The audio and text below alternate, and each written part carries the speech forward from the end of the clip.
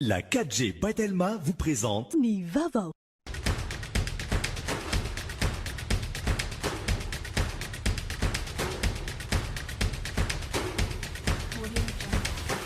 Noltranao ny fampalalam-baovao.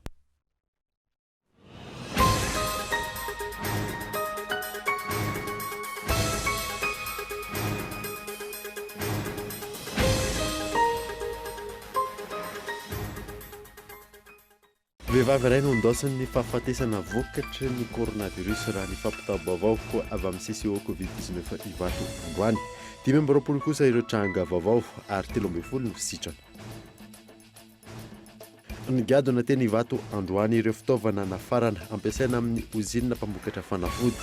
Tsy janona kosa ny famokarana ny tavavy Covid Organics ho ny flo Andrajoelina nandritra ny fitsanana ireo fitaovana ireo. Verina nanao fitokonana fandrony androany maraina ireo olona voan'ny coronavirus tsabona ao Tomasina. Mitarasoka ny fivoan'ny valin'ny fitiliana farany izay natao tamin'izy ireo, izay no antony fetsiketsia. Matanjaka ny tambazotra ao anatin'ny famokarana sy ny fivarotana toaka gasy araka ny fijoroana vavolombelona nataona lehilahy iray izay misehatra tamin'izany nandritra ny 20 taona.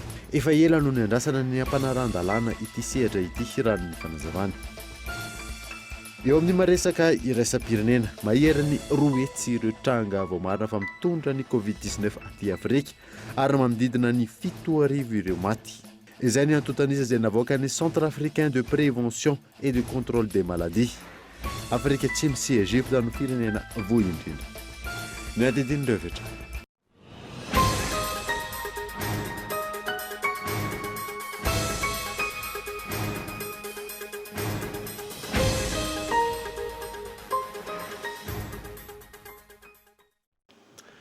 Salamatra tompoko lasy sy tompoko vavy fotoana vaovao eto amin'ny Écoule TV Kaminasanoara anaraka izany hatramin'ny farany.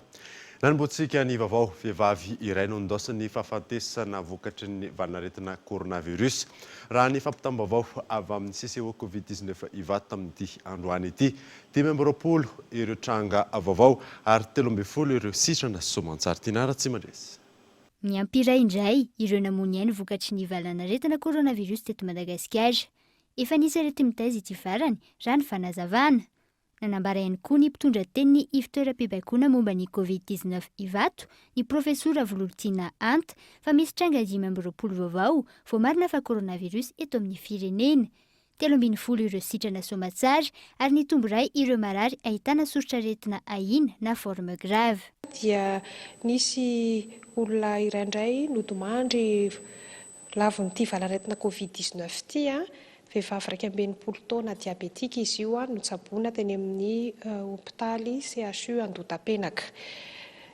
13 zany zao no fitambaran'ireo olona izay lavo vokatry ity valanaretina Covid-19 ity teto Madagasikara.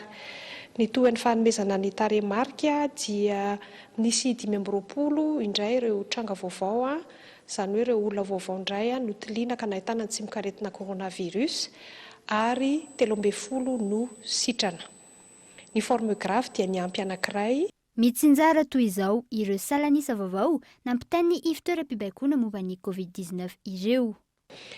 Ny fitarafana natao tany amin'ny laboratoire mobile tany Tomasina tamin'ny fitiliana 20 dia nahitana olona vaovao 3 avy any Tomasina avokoa izy ireo ary nahitana ihany koa olona vaovao 8 mitondra ny tsimikaretina any Moramanga avokoa izy 8 ireo. Ny momba ny laboratoire hôpital Joseph Ravoahangendrena Valina indray dia nanao fitiliana 730 izy ireo ka nahita 410 olona izay mitondra ny tsimikaretina coronavirus tamin'ny alalan'ireo fitiliana ireo izay avy any Tomasina avokoa. Ny 20 vaovao zany dia mitsinjara ho 17 avy any Tomasina ary 9 avy any Moramanga. Toy izay zany ny fitsinjarana ireo olona vaovao mitondra ny tsimikaretina coronavirus. Ny amin'ireo sitrana izay misy 13 kosa dia ny 12 ny tsaboina tao amin'ny hopitaly be Filatanana, ny ray tany Moramanga ary ny ray tany amin'ny faritra Atsinanana tany Tomasina. Hatramin'izay nisy ny coronavirus teto Madagasikara, tafakatra 3 sy 750 ireo tranga vao marina fa coronavirus, 3 sy 900 sy 900 sy 1,100 ireo fitiliana natao. Marary 7 no manaraka fitsaboana ka ny 9 amin'ireo no ahitana ilay antsoina hoe forme grave. 7 kosa isan'ireo sitrana. Hatreto 10 ireo namoniainy vokatry ny coronavirus. Ngiadona teny Ivato androany ireo fitaovana nafarana ampiasaina amin'ilay uzina mpamokatra fanafody. Tsy janona kosa ny famokarana tambavy Covid Organics ho ny filoha Andrajoela nandritra ny fitsenana ireo fitaovana ireo nialarana efizao. Milanja 10 taona ireo fitaovana tonga teny Ivato androany. Fitaovana izay ampiasaina amin'ny fananganana ilay uzina mpamokatra fanafody Fary Malagasy izay nampanantenainy ny fitondram-panjakana. Afaka herinandro vitsy dia efa hamokatra fanafody ity uzina ity ka karazana fanafody miisa 12 no vokarina amin'izany. Toy ny CVO+, CVO amin'ny endrika capsule izay vokatra voalohany antenaina tsy huela. Ka ho tanterahana ao anatin'ny 3 taona ho avy izao ny famokarana ireo fanafody rehetra ireo. Any usine moa araka ny efa fantatrareo dia efa nanana usine tsika taloha tany amin'ny Ofafa izay vovoka sy tena hoe aoly sisa ny trano mipetraka atao dia ankehitriny novaintsika tanteraka izany tonga ny fitaovana ary afaka fotoana vitsy herinandro vitsy dia hotokanantsika izany usine vaovao zany. Be dia be ny olona hiasa amin'ny usine. Izany hoe misy vahiny maro reo scientifique izay anatevina ny isika malagasy ihany koa. Ny akora dia misy fanarana manokana sy fiara-miasa raha antsika miaraka amin'ny Bionex izay mpamokatra ny artemisia betsaka indrindra aty Afrika zany. Izany hoe zany zavatra rehetrarehetra zany no miara-miasa miaraka amin'ny fitondram-panjakana dia efa-terinandro zay dia miasa andohan'alina tsika mijery hoe mba tena ho tonga ao anatin'ilay dosage tena izy mba hanasitrana sy hoe hitondra an'izay hoe fanasitranana manerana ny zao tontolo zao ity usine ho ampelantsika sy ny fanafody vokarintsika. Tsy hijanona ihany koa ny famokarana ny tambavy Covid Organics na eo aza ny fananganana ity usine ity raha ny fanazavana hatrany. Roa samihafa io ny fiaraha-miasa amin'ny IMRA mikasika anareo tambavy dia mitohy foana. Ny famokarana ny tambavy dia mitohy foana iny. Fa ny gélule kosa ho an'ny olona zay zany hoe ity CVO+ ity zany dia hoe améliorer navozina natsarana kokoa ary izay ny zavatra hoe moratelina kokoa ihany koa zany satria dia tena mivadika mihitsy zany tsika any amin'ilay hoe gélule amin'izay ny zavatra ho atao fa ny tambavy dia mitohy hatrany ny famokarana an'izay tambavy au Covid Organics zay. Zany hoe zavatra roa hafa le Covid Organics sy hafa ihany koa ity gélule ho ataontsika ity manomboka zao zany. Hosokafana ho an'ny malagasy ny tanjona voalohany amin'ny fananganana ity usine ity ary velatra manerana ny Afrika sy manerana izao tontolo izao ny famokarana fanafody izay ataon'ny Fary Malagasy. Holazaina amin'ny fanokanana ity usine ity kosa ny andraikitr'ireo olona sy orinasa izay andrafitra izany. Nanolotra fiara tsy mataho-dalana ho an'ny Ministeran'ny Fanajariana ny tany sy ny asa vaventy ny CEA ny SAMVA ary ny APIPA ny firenena frantsay sy ny vondrona Europeanina amin'ny alalan'ny tetikasa programme intégré d'assainissement d'Antananarivo. Miantarandriana. Fiara tsy mataho-dalana iray ho an'ny Ministeran'ny Fanajariana ny tany amin'ny alalan'ny maître d'ouvrage azy ny komina Antananarivo renivohitra ny sitraka fiara 3 amin'ny mampitantana ny tanànan'Antananarivo azy ny samvana azo fiara iray ho fanaraha-maso ny asa fanadiovana ny tanàna ary ny APIPA nomena fiara 2. Ireo no natolotry ny firenena frantsay sy ny vondrona Europeanina androany amin'ny alalan'ny tetikasa programme intégré d'assainissement d'Antananarivo na ny PIAA. Entina namafisana ny fanaraha-maso ireo asa fanadiovana sy foto-drafitrasa mikasika ny fivoahan-drano eto Antananarivo sy ny manodidina ireo fiara ireo. Ny fiarako dia androany dia ahafahana manara-maso an'ireo ilay station de pompage hitantsika natao reny. Tsy natsangana fotsiny izy reny fa mila raha-maso ary mila andraisana fepetra rehefa tonga amin'ny fotoana sy ny fiakaran-drano na tokony ampiasana azy. Ary ny dingana fahatelo farany dia fanomezana fitaovana anohizana ny fikarakarana ireo station de pompage sy ny fanaripako eny an-dralanitra izay ho hitantsika eo ihany moa. Izany no lazana zany dia tena tetikasa feno tanteraka raha io tetikasa PIA io. Dingana voalohany amintsika amin'ny teny izao fa nidingana faharoa dia efa mpamolavolana azy ny fanjakana miaraka amin'ny ministera ny rano sy ministera ny fanajariana ny tany. Ny PIA dia isan'ny namboatra nireo digue manodidina hatrany miaraka amin'ny varotrombonana Europeana ny any Soavina sy manodidina rehetrarehetra dia ny anjara ndraiky sy ny apipa moa efa nitarina ihany koa amin'ny faritra Nalamanga Ray Manontolo dia voakasika izay daholo ireo commune ireo ary tsy ny tanàn'Antananarivo irery no voaro fa faritra Nalamanga Ray Manontolo izay tandinin-doza amin'ny resaka tondradrano sy ny resaka fanajariana sy fitantanana ny fako isanandro. Nanamafy ankilany ny ben'ny tanàna Antananarivo fa zava-dehibe izao fiarah-miasa ny mpamatsy vola sy ny fanjakana malagasy izao. Ireo mpamatsy vola izay nanohana hatrany ny fahavonona ny anohana ny Madagasikara. Donc on tient à vous remercier pour cette coopération. Isaoranay ny fisian'izao fiarah-miasa izao. Io ny fiarah-miasa tsy tapaka amin'ny commune sy ny ministeran'ny fanazariana ny tany sy ny asa vaventy, fa eo ihany koa ny fiarah-miasa miaraka amin'ireo mpiara-miombonantoka avy any ivelany. Hitantsika izao fa ahafahana mampandroso ny fisian'izay fiarah-miasa izay. C'est dans un assainissement qui est essentiel. Donc voilà, c'est un exemple de la coopération qu'on a. Iray amin'ireo fiarah-miasan'ny vondrona Europeanina, i Frantsa sy Madagasikara izao fanohanana ny tetika PIA izao mba hisian'ny fampandrosoana. Izany hoe manamafy izahay fa nohana hatranin'ny fanjakana malagasy amin'ilay fanandratana ny Madagasikara. Efa tao anatin'ny 10 taona niverenan'ny fahaleovantena ny Madagasikara, izay izahay no efa teo foana nanohana ny firenena malagasy namanay. Avec notre coopération, ces pays amis et aimés.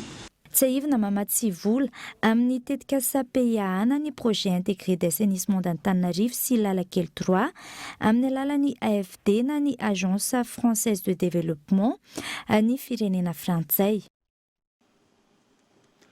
Afa-po tamin'ny fionana izay nataon'ny filohan'ny Repoblika sy ny sehatra tsy miankina ireo mpandraraha nanatrika izany araka ny fanadidinana tamin'ity androany ity.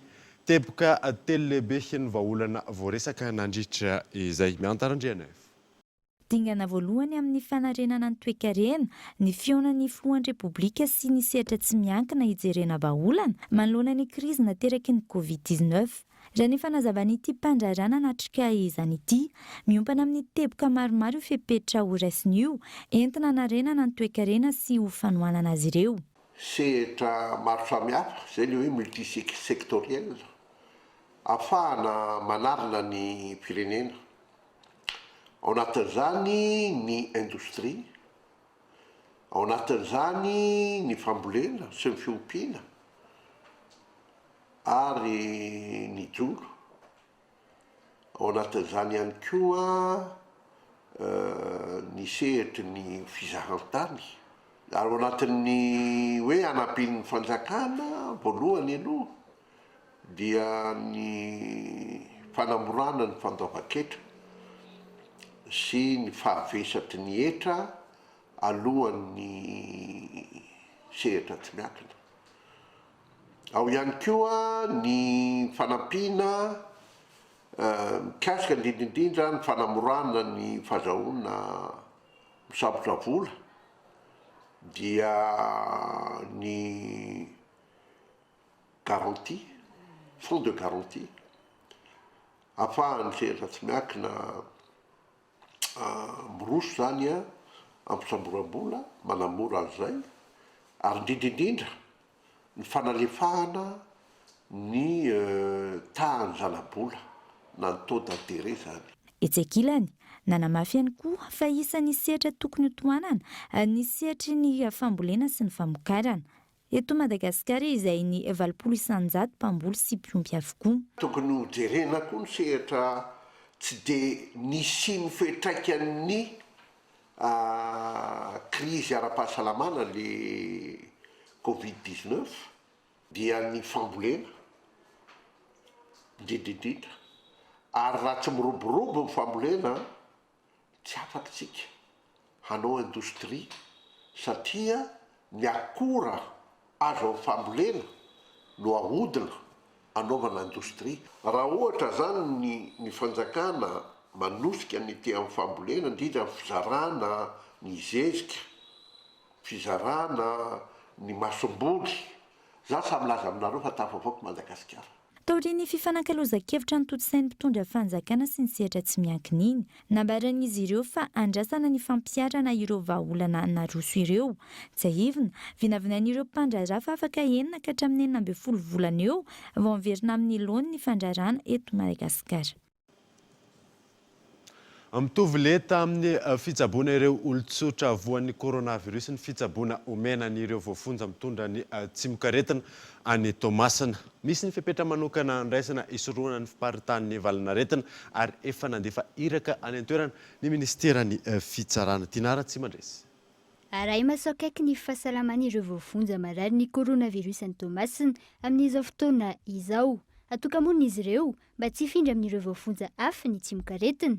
Tsy latsa-danja amin'ny fitsaboana ireo olona tsotra marary ny coronavirus, ny fitsaboana omena ireo voafonja ary tsy misy ny faneriterena manjady amin'izy ireo mandritra izany fitsaboana izany. Efa misy ny fandraisana an-tanana amin'ny voafonja izay moa izany dia tsy maintsy misy foana ilay mesure de sécurité napetraka mba tsy ataontsika hoe tsy tsoahano zareo ihany koa, fa tiako kosa ny manamarika fa mitovy ny fomba fitsaboana ny marary tsotra sy ny fomba fitsaboana an'ireo voafonja ireo ary dia tena hoe anatin'ny fanajana ny zon'olombelona zany ny fanatanterahana amin'izay tsy antery mihitsy ny anaovana an'ilay fitsaboana an'ireo voafonja fa dia tena hoe araka ny sitrapony no anaovana an'izay ary irariana moa dia ho sitrana soamantsara ary zareo toy ny olona marary hafa koa izay sitrana. Ny ray ny ministeran'ny fitsarana ny toerana ny tale jeneraly ny fandraharana ny fonja andamina sy hife ny toerara eo anivon'ny fonja. Manome toky ny ministera ny fitsarana fa tsy mikely soroka izy ireo amin'ny fandraisana ny fepetra rehetra amin'ny fandraisana tanana ireo voafonja. Niverina nanao fitakiana fandroany androany maraina ireo olona voan'ny coronavirus ao Toamasina. Mitarazoka ny fivoahan'ny valin'ny fitiliana farany izay natao tamin'izy ireo izay no antony fihetsiketsihany fanadina. Saika nahitana hetsika fitakiana ny valin'ny fitiliana avokoa ireo fitoerana fitokana monina rehetra ao Toamasina androany, ny tao amin'ny CRJS, ny Foyer Social Canada ary Analamalotra. Raha ny fantatra, efa andro maro natao ny fakana singa hanatanterahana ny fitiliana ka ny valin'io fitiliana io no hamantarana na sitrana na mbola mila manohy fitokana monina ny marary iray. Tsy tokony mihoatra ny 3 andro nefa raha ny tokony ho izy ny voan'ny valin'ny fitiliana. Androany maraina tokony ho tamin'ny 7 ora gaga ny mpandalo manoloana ny CRJS. Olona maromaro mirongoentana no tazana mivoaka avy amin'ny fitoeram-pitsaboana fitokana monina ao amin'ny CRJS. Rehefa nanontany mpanao gazety avy lavitra, mitaraina izy ireo ny amin'ny fomba fikarakarana marary ao amin'ny fitokana monina ka nanao hetsika fanairana. Fanairana no natao fa tsy hoe ivoaka ny fefy akory raha ny fanazavana hatrany. Hatramin'izao mbola tsy mivoaka. Tsy hoe inona antony nefa izay no savoana akaty. Fangatana izany dia vao mila avoaka faran'izay aingana ny résultat na zay positif na zay négatif. Zay ny tiana hifantatra tompoko. Zao fa 3 semaines valina test jusqu'à zao mbola tsy nivaly. Sanitaire fanafody androany misy raha-pifitsisy. Anefa ny manenjika anay hoe tsy maintsy mitsabo tegna ny positif. Sakafo niany ihany velona raha-pitsy.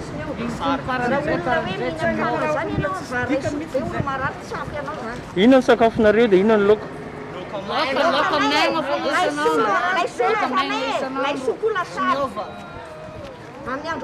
Saika mitovy fitarainana avokoa ireo marary manaraka fitsaboana ao amin'ireo fitoerana fitokana monina 3 ao Toamasina. Ny tao Analamalotra, ankoatra ny fahatarany valin'ny fitiliana, maro amin'ireo marary izay efa mitoka monina ny mbola maharay antso an-Tarby avy amin'ny CRCO fa mitondra ny tsimokaretina coronavirus ka mbola karohina any amin'ny fokotany misy azy ihany hatramin'izao. Ny tao amin'ny Foyer Social Canada kosa misy nefatra nakana singa tao anatin'ny 20 andro fa mbola tsy naharay ny valy ny fitiliana. Nilaza ny governoran'ny faritra Atsinanana fa aorian'ny fepitoan'ny fihinanana fanafody tokony miandry fotoana kely ireo marary vao akana singa farany azona antoka fa sitrana soamantsara. Maro ihany koa ireo singa kirakarain'ny laboratoara eto amintsika eto Madagasikara ka izay no antony fahatarany fivoahan'ny valy ny fitiliana. Ny antony androany zany dia nanamafy tamin'ireto marary asymptomatika reto hoe efa mifandray amin'ny tompona andraikitra izay mpitondra ty an-toerana ary nanomboka omaly mitoy amin'ny androany dia miangaviana manokana mihitsy ny tompona andraikitra mikarakara an'io résultat io hoe mba ny aty atao masina no ho ataon'zareo laharam-pahamehana mba azahoantsika zany a mahazo résultat aingakaingana kokoa ka ahafahan'ireo zay efa navita traitement raha ohatra ka négatif dia miverina antokantranony soamantsara miaraka amin'ilay fanamarinana na lay antsoina hoe certificat de guérison. Nilaza kosa ny solombavambahoaka ny Tomasina voalohany fa tokony ho vita ao Tomasina ihany ny fikirakirana ny singa nalaina tamin'ireo marary amin'ny alalan'ny fisiany ny laboratoire mobile any an-toerana ka tsy tokony hitarazoka ny famoahana ny valin'ny fitiliana. Satria ny fahasalamagna tena zavatra mahamena ara-pahasalamagna antsika aza atao tsy ampy ny fitaovan'ny zareo fa zay no anisany mahatonga problema jiaby io. Mila karakaraina tsara le olo marary, zay no anisany problema jiaby io. Fa nanome sosikefitra za zay tsy niresaka hoe ataova l'hôtel zareo mba misy télévision mba misy zao ny aria tsy mahazo magnaminina zareo olona nakienina olona tsy mifankafantatra nazavain'ny dokotera tamin'aty aria tsisy atao tsisy domino tsisy belote tsisy gazety tsisy télévision tsisy ninona vao maikany ianao marary amin'izany fotoagna zany sanatria ny vava. Lafy vao hafa kosa indray ahina itera-doza ny fanondrenana tsy ara-dalàna maro manamorona ny ranon'ny kopa. Nanambarany teo anivon'ny DRTP Analamanga sy ny Apipa androany fa tsy maintsy irosona ny fanalana ireo trano miorina ireo fanadina. Ahina itera-doza maro ny fanorenana manamorona ny fefilofo indrindra rehefa tonga ny tondradrano. Isan'ny ahitana fanorenana tsy ara-dalàna maro io anefa ny manodidina ny ranon'ny kopa araka ny fidinana ifotony totosainy teo anivon'ny ministeran'ny fanajariana ny tany sy ny asa vaventy sy ny Apipa androany tetsy Tanjombato. Malohany io nanambarany taleparitry ny ministera tompona andraikitra eto Analamanga fa tsy maintsy rosona ny fandravana ireo fanorenana tsy ara-dalàna ireo. Dia tsy hoe amin'ny commune urbaine Antananarivo, tsy hoe amin'ny Tanjombato, fa misy tompona andraikitra voalohany ao dia ao aloha ny Apipa. Matoa ny etinety ny Apipa dia fantatra mazava tsara fa misy ny tsy fanarahan-dalàna ao anatiny zany atao hoe digue zany amin'ny Mali mazeran'ny Kopasy. Ka eto zany aloha dia izay rehetra eo miara manapa-kevitra satria raha ny lalàna ny fe tsy ny olona zay manao an'le asa fanotofana na fanondrenana fa ny entreprise izay manao an'ny asa dia tompona andraikitra ihany koa ary miara voasazy miaraka amin'ny tompony dia anomboka zany ny atao hoe procédure izay anenjehana toy ny olonto satria zavatra tena saropaty zany hoe digue li majeur raha mahitsika io akaiky io vao nandanina amina miliara satria fotika le digue amin'ity lalanyity dia mbola inin'olona amin'ity ka baiko ho entinay ianareo mpiasa rehetrarehetra eto tonga dia aloha satria efa misy taratasy ity. Nanambarana andritra io ny iben'ny tanàna ny Tanjombato fa zava-dehibe amin'ny fanatsarana ny tanàna ny Tanjombato ary ho fiarovana ny andrehetra indrindra mandritra ny fotoam-pahavaratra no antony tsy maintsy andraisana izao fepetra fanisorana izao. Ma construction illicite azy aloha rehefa miainga ny fanorenana anankiray dia tsy maintsy miainga ny atao hoe alignement. Zay alignement zay na ny prescription d'urbanisme.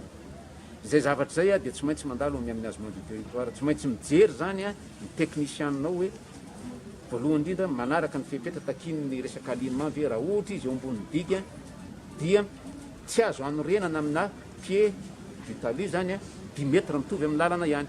Dikan'izay nefa tsika ato anatin'le tena hoe pied ny digue mihitsy li majeur l'izy. Zay zany ma illicité azy. Ny faharoa maka an'izay alignement zay izy tsy nisy mihitsy alignement zay nalaina tany amin'ny aménagement du territoire.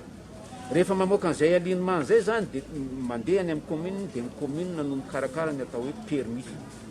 Raha tanty izy ka azo anorenana dia omeny ny équipe ao zany ny taratasy mamoaka ny permis de construire ny commune zay voakasika.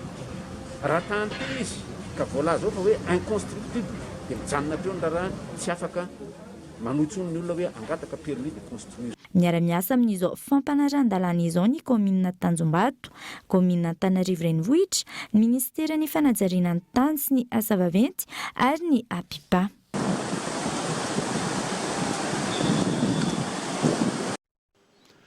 Taorian'ny fitarainana nataon'ireo mpiasan'ny siramamy manoloana ny CNAPS sy ny remboursement de frais médicaux nitondra fanazavana ny tale jeneraly ny orinasa ary nilaza fa tsy maintsy ovahana ny olana Gaëtan Andriatsilava. Manoloana ny ayasy sy ny fitarainan'ireo mpiasa eo anivon'ny sirama izay milaza fa tsy feno ny vola, nitondra fanazavana ny tale jeneraly ny orinasa androany nanamafy fa efa napetraka ny drafitra ahafahana mandony volan'ny CNAPS. Isan'ireo orinasa misedra olana ny sirama ary nisy fotoana nandefasana chômage teknika ireo mpiasa nandritra ny 3 taona. Raha ny tokony ho izy, enim-bolana ny faharetan'ny fandefasana chômage teknika saingy mbola noraisina avokoa izy ireo. Nisy araka izany ny vahaolana napetraka. Solution hitan'ny mpiasa niaraka tamin'ny mpampiasa sy ny ministera tamin'izany fotoana izany dia hoe dédommagement ary nomena anareo 36 mois de salaire fanandrify amina 36 mois de salaire fa dédommagement zay mifanarahana tamin'izany fotoana izany dia eo le olana satria ny dédommagement tsy afaka andohavana mihitsy cotisation sociale any amin'ny CNAPS. Tsy hoe tsy miavana ny directeur général na ny fitantanana ankapobeny no tsy andohan'io zavatra io fa tena problème technique le izy. Ankehitriny tsy manana orinasa mamokatra ny sirama ankoatra ny ao Namakisy Ambilobe izay efa nampanofaina ny Sinoa. Momba ny remboursement des frais médicaux kosa nilaza ny tompona andraikitra fa tsy natsahatra na tsy natao izany fa ny fahatarana no misy. Mariako eto zany fa ny remboursement de frais médicaux dia tsy nisy hoe natsahatra na tsy natao, ny fahatarana no misy. Nefa ny fahatarana ataoko ngamba fa tsy fahatarana ngezabe satria mba niasa tamina toerana hafa ihany zay nahita hoe firy volana amataonany ary ny any amin'ny toerana hafa any mbola tsy voaloha. Fa mpiasa ny sirama dia misitraka an'izany ara-dalàna. Ny fahataranao zany zao dia ny mois d'avril sy ny mois de mai. Mahatonga hoe ny mois de mai zany vao tonga farany teo, mois d'avril feo mpikarakarana zay ny fandoavana azy indray fa zao moa fety Pyrénées zao dia ny karama aloha zany no enjehanay sy ny fandoavam-bola ho an'ireo olona andeha retraite. Misy laminapetraka amin'ny fandoavana ny vola raha ny fanazavana hatrany. Raha ny ara-dalàna ny taratasin'ny mpiasa, azony avokoa ireo vola ireo. Izaka atao ary tsy maintsy apetraka ny fitantanana mangarahara sy manara-dalàna amin'ny famahana ireo olana rehetra ireo. Tonga eto fotoana ny dokavarotra isika. Aorianan'izay atatsika mahakasika ny fijoroana vavolombelona natao nampisehatra iray ao anatin'ny resaka toaka gasy. Eo any koa mahakasika ny infirmier libre iray izay tratra nangalatra moto izay saika tratra ny fitsaram-bahoaka tany Sambava rehefa aveo ary.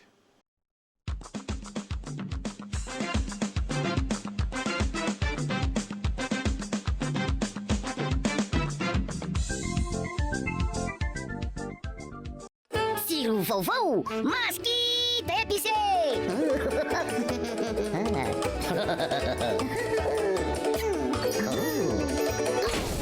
Salto chips maskita épicé indray zao ny malaza, ambiance vaovao matsiro be. Azadinoina koa salto chips fromage sy salto chips chili. Salto, craquez la vie à pleines dents.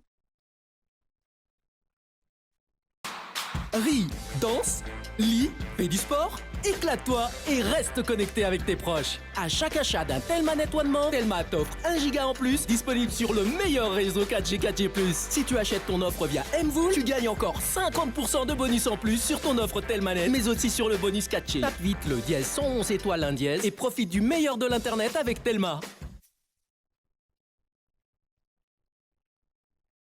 Gucci vous présente. Hey, regardez-moi ça. Ce doré, ces courbes. Vous croyez pouvoir résister au nouveau Gucci sablé? Pas hyper évident. Avec son bon goût de beurre, c'est si fondant. Fondez vite pour le nouveau Gucci sablé, saveur beurre.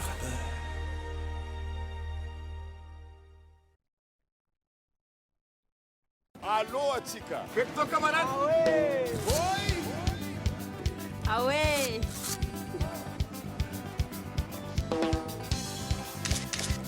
Ah ouais. Tiro al petto. Ah ouais, che è? Salam pakatia. Petto salam. Oi.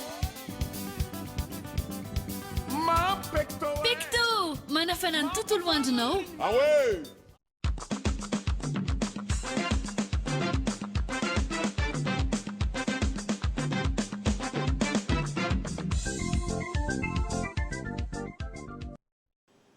veneto amin'ny fampahalalam-baovao isika miompana amin'ny fiantraikan'ny covid-19 amin'ny fidiram-bolan'ny olona indray ny fanadidina izay nitotsain'ny agence capsule sy Cool TV FM maro no mitaraina fa tsy afaka miasa ara-dalàna fanadina. Inona ny fiantraikan'ny covid-19 amin'ny fidiram-bolanao? Indray no fanontaniana napetraky ny agence capsule niarahana tamin'ny Cool TV FM tamin'ny olo-pirenena misa 470 taona no mihoatra ny fahatelo ka hatramin'ny fahadimy ny volana Jona teo teto Antananarivo renivohitra. Ny valiny betsaka indrindra izay ny 2,900 nanontaniana ny teny avokoa fa tsy afaka miasa ara-dalàna dia tsy mampidi-bola.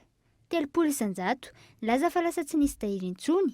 700 nanambara fa tsy misy fiantraikany eo amin'ny lafiny ara-bola ary ny 100 ny teny fanampitombo ny volaniditra. Nanamafy ireo valiteny ireo ny olo-tsotra nanontaniana.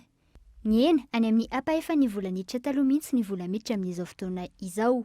Tena hoe tena tsy misy ny mpianatra mianatra zao zao manana zanaka classe d'examen zany efa ny fidiram-bolako miena tsisy tena hoe tsy misy satria le olona avy any amin'ny province ny anay mividy entanay le eto Antananarivo tsy mividy ny entanay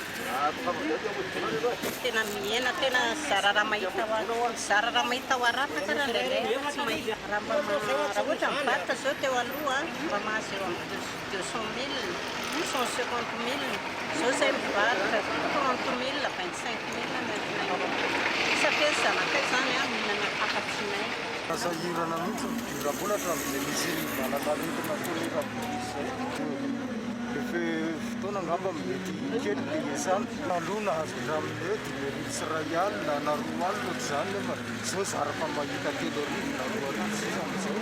Miatraka mihitsy satria tsy afaka mitady vola, tsy afaka mandeha lavitra. Arak'izany, antony iray nampiana ny fidiram-bolan'ny olona, indrindra ny mpiasa teny, ny fiainany ora fiasana.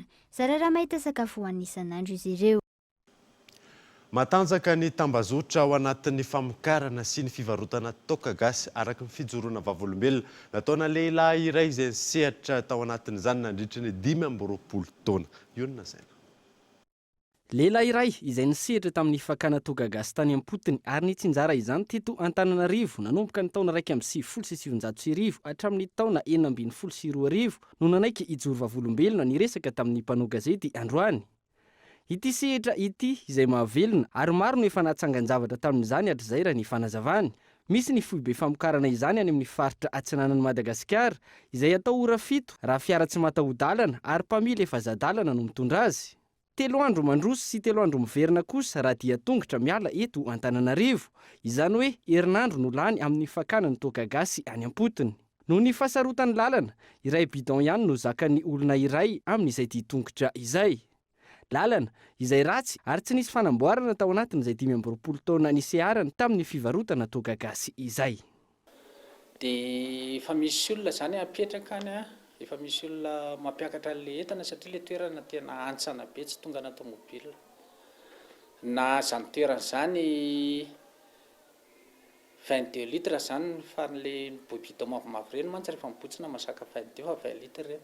Zay farazakan'ny olona matanjaka indrindra miainga avao amin'le toerana miakatra makany amin'le hoe krika zay ny anaran'le lalana andehanana. Dia miainga avao amin'le mpitanka zany miainga misy olona le efa mipetraka any manangona dia mampiakatra an'ireo aty amin'le toerana ambonin'le hoe krika zay. Dia tobila mbola tsy tonga eo fa mbola miloloha eo amin'ny adiny 5 eo makaty amin'ny toerana tonga ny tomobile. Dia ny tobila efa manao fotoana amin'ireo olona zany hoe amin'izao zay ny tonga any. Dia ny fanangonan'ilay olona matetika herinandro indraindray raha tapa-bolana mihitsy voangona le ohatra eo amin'ny 350 400 litres eo manodidina an'izay foana moa ny zakanay. Manodidina ny 700 hatramin'ny 1000 ariary ny toaka gasy premier choix na ny lohany any am-potony ary amidy 4,000 hatramin'ny 5,000 ariary izany tonga eto Antananarivo. Misy tsena indroa isan-kerinandro any am-potony ary ny 700 ny entana amidy toaka avokoa tsena tahaka n'ireo tsena isan-kerinandro eto Antananarivo. Any ange alana fary tsy hita faramaso, tsy hita maso ny farany. Nefa toka gasy daholo anaovana ny antony. Tena presque tonga dia toka gasy.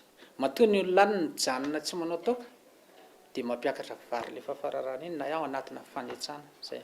Zita zany olona any manetsa dia mijanona kely izy. Amin'iny zany le sahirana be anao mitady toka. Dia rehefa le mampiakatra mijinja vary iny koa dia sahirana be koa ianao mitady satria lasa mijinja vary zareo dia na manetsy zareo dia ajanona eo ny toka. Fa reo fary ireo dia tena presque tonga dia hoe mivadika toka gasy. Tsy tena be ta be maka an'io. Misy restaurant mihitsy, hôtely maka an'io eto. Fa ny zareo efa misy ara ny fanaraka amiko mihitsy hoe ahoana rangaha fanaovana azy amin'ilay vanille. Satria efa nanaovako satinany. Dia asain zareo lomana anaty bidon mihitsy mihitsy mividy vanille any amin'izay misy azy alifany aty. Dia ohatran'ny ahoana ny dosage le vanille ataonao amin'ilay izy le mba tsy tena be couleur be moa tsy matsatsoka. Le toka koa moa any misy qualité any, misy hoe premier choix, deuxième choix, troisième choix.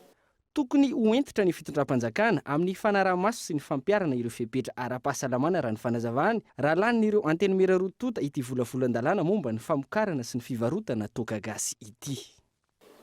Tokony apetraka amin'ny fanjakana ny lanjany amin'ny mahavita malagasy azy mba mba misy fetrany, mba asiana fetrany vidin'le izy mba tsy ho mora araka le fieritreretan'ny olona azy.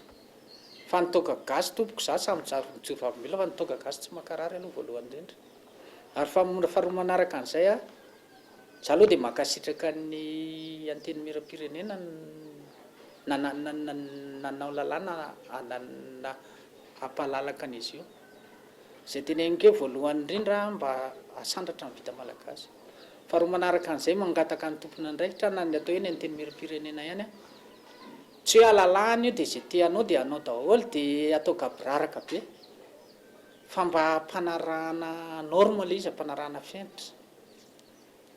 Hoe mba atao mise en bouteille izay ho anao, raha resaka sotroina ity resako ity aloha voalohany indrindra. Mba atao mise en bouteille ilay izy, arahana tsara ny volume, mba hampatalovina laboratoire. Olona aman'alina no mivelona amin'ny fanamboarana toka gasy any am-potony raha ny fijoroana vavolombelony hatrany ary komunina maromaro no ahitana izany. Ny fahatongavan'ireo mpitandro ny filaminana miady amin'ny zava-mahadomelona matetika atao an-tranona sy ny fiakaran'ny écolage aloha eny an-dalana mandritra ny fitaterana ireo toka gasy no nahatonga azy nijanona tamin'izany fakana sy fivarotana toka gasy izany raha ny fanazavany hatrany. Tontolon'ny fampianarana efa lasa eny anivo ny fiadidin'ny primature ny daty anatanterahana ireo fanadinam-panjakana hoy ny sekretera jeneraly eo anivon'ny ministeran'ny fanabeazam-pirenena. Ankoatr'izay manomboka izao alefa amin'ny postra monehy ireo karaman'ireo mpampianatra mpiasa-panjakana manerana ny nosy. Iona saina. Miandry ny fanapa-kevitry ny governemanta ny daty anatanterahana ireo fanadinam-panjakana amin'ity taona ity hoy ny sekretera jeneraly eo anivon'ny ministeran'ny fanabeazam-pirenena ny fampiofanana ara-teknika sy ara-kasa androany. Efa vita ny lazaadina ho an'ny fanadinana CEPE ary vita rampitsony ihany ny BEPC. Ny fanadinam-panjakana dia oka ho tonony ray aman-dreny zany fa tena efa mizotra antsakany sy andavany amin'ny fanomanana an'izany. Efa vita tamin'ny tapabolana ny CEPE androany azoma dia efa vita ny fanomanana ny alazadina BEPC zay efa nandritra ny tapabolana koa zany nanomana azy efa roa herinandro ny nanomanana azy vita rapitso zoma zany le izy dia ny arrêté moa zany ny daty mpanadinana dia efa lasa ny anivon'ny primature ny gouvernemanta zany dia mahandrasitsika zany fa efa vonona amin'ny fanaovana ny examen zany tsisy ny taona fotsy. Ankoatra izay manomboka izao tsy ho tara intsony ny fandraisan'ireo mpampianatra ny karama vokatry ny fiara-miasa eo amin'ity ministera ity sy ny postra malagasy. Alefa amin'ny postra monnaie ny karaman'ireo mpampianatra raha ny fanazavana. Raha taloha dia azo lazaina fa nitondra faisana ary tena nisedra-pahasairanana ireo mpiasa-panjakana, mpampianatra sy mpandraraha ny sekoly any amin'ny sekoly any andrenivohitra manerana nosy ireo na ny teto andrenivohitra ihany koa arany rehefa andray karama. Fa manomboka izao kosa dia azo lazaina hoe voavaha avokoa ny olana rehetra amin'izany fandraisana karama izany amin'ny alalan'ny postra monnaie satria dia hitovy manomboka izao ny daty izay handraisan'ireo mpampianatra ny karamany ny eto Antananarivo. Handray karama ny mpampianatra eto Antananarivo dia mandray karama koa ny mpampianatra any ambanivohitra rehetra any fa raha taloha dia misy eranena 2 andro 3 andro herinandro. Eo ampikarakarana ny lafy ara-teknika sy ny antota taratasy ireo tompon'andraikitra amin'izao fotoana ary isantatra ny fampiasana ny positra monnaie ny fandoavana ireo subvention an'ireo mpampianatra. Itoy amin'ny fanefana ny karama izany any aoriana. Manano sarotra ny fanaovana fanadihadiana lalina eto Madagasikara amin'ny fanjakana izay no nivoatra nandritra ny lanonana fanorona fanomezana ho an'ny mpanao gazety miendrika izay nikarakarain'ny Transparency International. Io nasana. Tsy mbola voaja ny zo azo vaovao araka ny tokony ho izy eto Madagasikara ary isan'ny sakana amin'izany ireo mpiasam-panjakana, tompona ndraiky mpanjakana ambony izay manana ny hita sy ny tsara ho fantatra mahakasika ny trangan-javatra iray. Izay no nambaran'ny Elise Nandrasanela izay isan'ny mpandresy tamin'ny fifaninanana Grand Prix Malina du journalisme d'investigation izay nokarakarain'ny Transparency International Initiative Madagasikara. Fa ny olana eo amin'ilay izy dia ny loharanom-baovao foana hatreto ny tena olana. Ny lohahevitra azo trandrahana betsaka ary izay miseho rehetrarehetra isan'andro dia azo trandrahana avokoa. Fa ny loharanom-baovao zany no tena sarotra amintsika ho an'ny mpanao gazety eto Madagasikara. Ny eny anivon'ny fitondram-panjakana tena hoe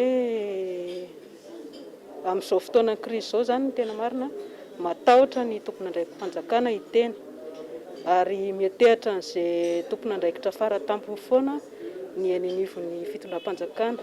Ohatra hoe misy tompon'andraikitra nanankinana andraikitra anankiray fa raha tsy minisitra mihitsy ohatra no miteny dia tsy sahy miteny zareo. Dia voasakany eo zany ilay fahazahoana vaovao. Ho fampiroboroboana ny fanaovana fanadihadiana lalina eto Madagasikara ahafahana mamotsipotsitra ireo trangana kolikoly hita eny anivon'ireo androm-panjakana sy amin'ny sehatra maro eto amin'ny firenena no isan'ny tanjona tamin'ity fifaninanana no karakaraina ity ho ny tompon'andraikitra. Misy vokatra azo tsapahi-tanana ahafahana miteny hoe misy impact ny asan'ny fanaovan-gazety amin'ny resaka investigation. Ohatra fotsiny zao hoe raha le niresantsika androany zao ny nahazo ny laharana voalohany ao anatin'ity Grand Prix Malina ity dia momba ny kolikoly ao anatin'ny sehatra ny fahasalamana ny Morondava dia hita fa nahafahany lalàna nahafahana managadra ireo olona izay nandika lalàna zany hoe amin'izay lafiny amin'izay lalana izay zany nitondrana an'ilay investigation rehefa avy eo hoe mba ho lasa fomba anankiray lasa ho fitaovana entina ampiarana ny lalàna sy hiadivana amin'ny kolikoly amin'ny fomba rehetra izay afaka anaovana izany. Ny fahalan'in'ilay lalàna ifeniserasera eto Madagasikara no isan'ny tsirom-panantenana iray ho an'ny mpanao gazety sy ireo mpisehatra eo amin'ny serasera rehetra isin'ny tena fahalalà ny asa fanaova-gazety sy ny fanionkevitra eto Madagasikara ho iatran'ny fanazavana. Nitondra fanampiana ho an'ireo trabona vokatry ny trano teny Betongolo omaly ny teo anivon'ny fiadidiana Antananarivo tamin'ity androany ity. Fianakaviana manodidina ny 300 no nahazo izany izay mipetraka Vojobaika amin'ny tobo miaramila rasy eny Betongolo. Fanampanazavana. Dia tonga eto izay misy olon-tena ny commune Antananarivo renivohitra. Ny rahana nitondra vonjy-ranovaky izahay tompon'andraikitra voalohany eto amin'ny boriboritany fahatelo. Mitondra izay tsy rambony tanana ary mampita ny afatra avy any amin'ny lehibe any amin'ny ben'ny tanàna ny arivo hoe tsy manadino tsy amin'izao vona izao ary mahatsiaro antsika dia mitondra izay tsy rambony tanana. Izay moa ny afatry ny fiadidiana ny tanàna n'Antananarivo tafiditra ao anatin'ny velorano ny arivo ny fitsinjovana ny vahoaka misy zazamena vavy eto misy ray aman-dreny. Zokiolona manodidina ny 700 no nahazo fanampinana avy amin'ny fitondram-panjakana tao amin'ny distrikana Antsirabe faharoa amin'izao ady atao amin'ny valinaretina coronavirus izao Kolo TV Antsirabe. Commune misy 20 atao anatin'ny distrikana Antsirabe faharoa faritry Vakinakaratra no nisitraka fanampina avy amin'ny filoham-pirenena sy ny solombavam-bahoaka Andriamatoa Randriamanampisoa Alfred ny farany herinandro lasa teo. Tosika ara-tsosialy ho an'ireo zokiolona sy be antitra izay tena marefo ara-pivelomana tao amin'ny commune Ambodranandriana, Sondrarina ary tsara honenana Sanvotry 520 kilometatra miatsinanana miala eto Antsirabe renivohitra no nisitraka ireo fanampiana ireo. Ny filoham-pirenena maniraka anay izy mba vahoaka mba hijery an'ireo aty fotony hijery an'ireo ray aman-dreny izay vonana ny lohany ka androany dia fanomezana toy ny vary menaka savony izay mba ahafahan'izy ireo mivelona sy manohitra izany aretina coronavirus izany. Anisan'ny olana lehibe sedranim-ponina eny ambanivohitra ny tsy fisiany herinaratra ka nitondra vahaolana ho an'ireo vahoaka manerana ny distrika Antsirabe faharoa ny solombavam-bahoaka tamin'ny alalan'ny fanomezana jiro mandeha amin'ny herin'ny masoandro afaka jifain'ny-ponina any an-toerana. Efa ato daholo ny jiro rehetrarehetra izay tokony ho azo ampiasaina aminy dia izy ity dia ny mahafazy dia azo entina tsara izy ity ataontsika hoe any an-dranona koa na ohatra izany tanareo rehatra mazava be rehefa amin'ny alina. Araka izany dia efa andalana ihany koa ny tetikasa izay iarahana amin'ny ministerany angovo hitondra hazavana maneran'ireo komunina maro ato anatin'ny distrika Antsirabe faharoa. Infirmier libre iray mbola mitady posta no sady mpampianatra amin'ny sekoly tsy miankina iray no sarina nangalatra moto to amin'ny fokotany Antany Fotsy faharoa Ambalamanasy Sambava na anton'ny olona tamin'ny tady izy ary efa saika niarany fitsaram-bahoaka Gaëtan Andriatsilava. Vokatry ny asany Andro Masipokin'olona na voasambotra ity infirmière libre mbola mpitady posta no sady mpampianatra amin'ny sekoly tsy miankina ity to amin'ny fokotany Antany Fotsy faharoa Ambalamanasy. Raha ny loharano vaovao azo misesisesy ny fahaverezana moto tao an-toerana. Araka izany napetraka ny Andro Masipokin'olona ka ireto farany nandritra ny fisafonana atao tamin'ny alina no nifanehitra taminy. Raikitra ny fifanenjehana ka sarona ilay infirmière libre no sady mpampianatra amin'ny sekoly tsy miankina rehefa maraina ny andro. Ankoatra ny maha-olo-pantatra azy amin'ny asany andavanandro, mpanao politika mafanafohy ihany koa izy io, izay efa nisy fotoana nilatsaka ho kandida amin'ny ben'ny tanàna, saingy nemitra tamin'ny ora farany noho ny tsy fahafenoan'ny fepetra. Fomba natatranana nga io, zay izy kofa very moto, nisy olona hita izy nagnaboaky moto io. Mpampianatra izy, mpampianatra na mpianatra tanjinjaomby, afanjinjaomby nga io. Afa une semaine zay agnatin'ny mitady izy fô. D'après amin'izay izy tena nisy olona signaly zay loso zay andeha nitsakaraka izy. Lahaly amin'izay izy fanao zahay nilefa izy mbola takatra anay izy avy ty. Izy koa fa takatra na tegna namosa izy fa nambara zaha marina angala moto. Zany tsy fotoana nandeha tao nangaly moto io fa misy olo namako nagnirika zany izy nagnirika zany andeha nangaly moto io. Rehefa sarony ny fokon'olona izy na antony izy ireo tamin'ny tady ary saika niarany ny fitsaram-bahoaka.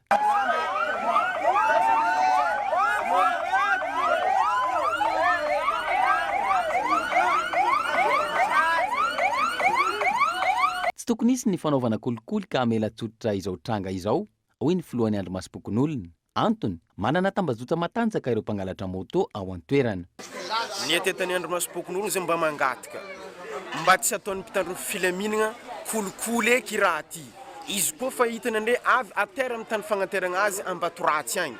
Ary zay mba mangataka amin'ny fitondram-panjakana le maefa navagnivin'ny région gouverneur dia mba mangataka mba agnarany andre ity raha ty satria efa regninay ato fa manana réseau matanjaka ireto mpangalatra moto ato agnatin'ny faritry Sambava ty ka mba mangataka zay mba aza ataon'andre ferafera eky ity fa le takatra fanangalatra efa mangalatra aterigna amin'ny tany magnanovagna azy akagny mampatalo zay fokon'olona Andro Masipokin'olona agnatin'ity raha ty magnano ezaka zay ny olo takatra nianiany igny amare efa boaka. Ny aiky ny elo ny ilainaka ny moto ary nilaza fa 8 hetsy ariary ny fakan'ny moto iray. Ankoatr'izay, nangataka nanao raha-pihavanana izy ka nanao soni taratasy ho marika izany ary anonitra ny moto very amin'ny alalan'ny fanolorany ny tokotaniny izay miteti-bidy hatrany amin'ny 10 tapitrisa ariary ho an'ny tompon'ilay moto nangalariny. Mbola tsy hita hatreto ilay moto fa efa lasany amin'ilay lehibe naniraka azy.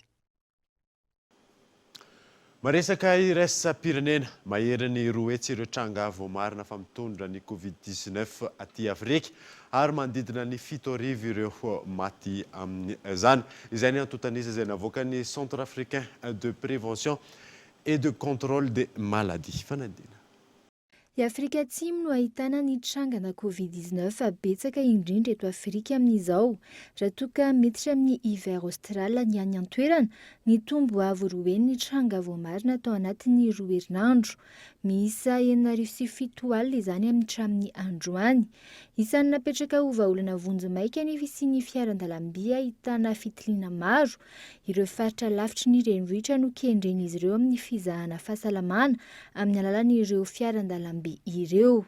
tanjona amin'izao fisiany covid-19 izao ny ahavitana fitiliana maro no i Afrika Atsimo izay ahitana ny ampahefa ny trangana covid-19 misy eto amin'ny kontinanta afrikanina. Hatreto mandina ny iray tapitrisa ireo fitiliana vita ao Afrika Atsimo. Miverina ny fahitana trangana covid-19 any an-toerana 3 herinandro tao aorian'ny fidiran'izy ireo tamin'ny fiatoan'ny fiboana izay isa nanara-penitra indrindra raha mitaha amin'ireo firenena hafa maneran-tany. Mamaritra ny 300 ny trangana covid-19 maneran-tany ny tranga ao Afrika Atsimo. Hatramin'ny androany, mahery ny 2 hetsy ireo tranga voamarina fa mitondra ny covid-19 eto Afrika ary mandina ny 7,000 ireo olona maty. Izay nantontanisa navoaka ny Centre africain de prévention et de contrôle des maladies. Dia izay mamarina vaovao tamin'ity androany ity. Ankasitrahana ianao nanaraka izany mandro soa sy natao tompoko.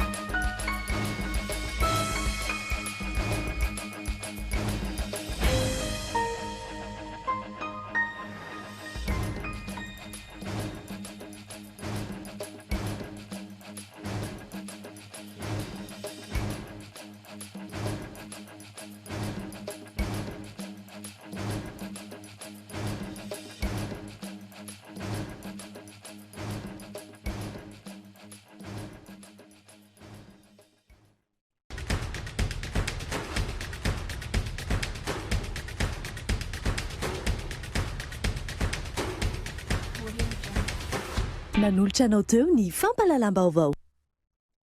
La 4G by Telma vous a présenté Ni Vavao.